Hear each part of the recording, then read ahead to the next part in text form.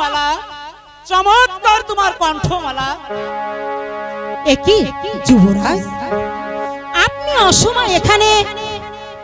তোমার ওই মধু মাখা গানের সুরে আমার যে ঘুম ভেঙে দিয়েছে মালা, তাই তোমার গান শুনতে আমি তোমার কাছে ছুটে এসেছি মালা। এই তাই বুঝি ওই চোরের মতো দাঁড়িয়ে আমার পিছে দাঁড়িয়ে আপনি গান শুনছেন? কেমন? তুমি শুধু আমি গান শুনছি না মালা, আরো আমি ভাবছি। ভাবছেন? তুমি কি ভাবছেন শুনি? তোমার যে গানের কি জবাব হতে পারে বলুন। শোনো শোনো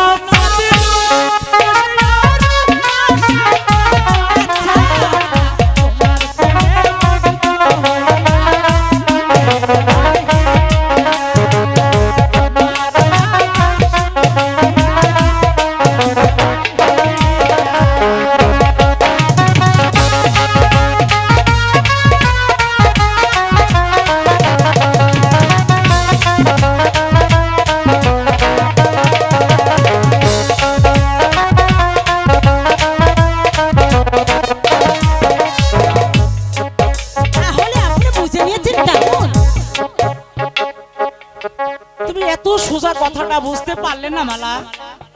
যুবরাজ, মালা, সত্যি কি আপনি আগামীকাল চলে যাবেন?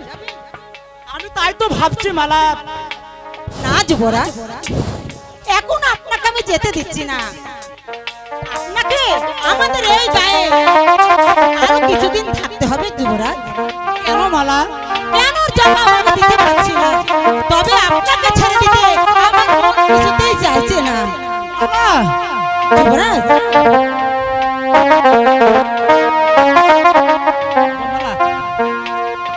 আপনি প্রতিদিন শিকারে বেড়াবেন আর আমি আপনার পিছন পিছন থেকে গল্প করব।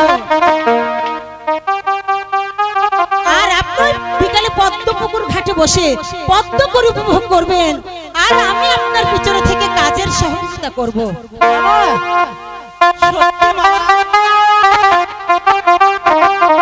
আমি যে ভেবে পাচ্ছি না মালা, তোমার ওই হৃদয়টা যে কি দিয়ে গড়া মালা, তুমি এই অল্প সময়ে তুমি আমাকে এত আপন করে মেনে নিবে মালা?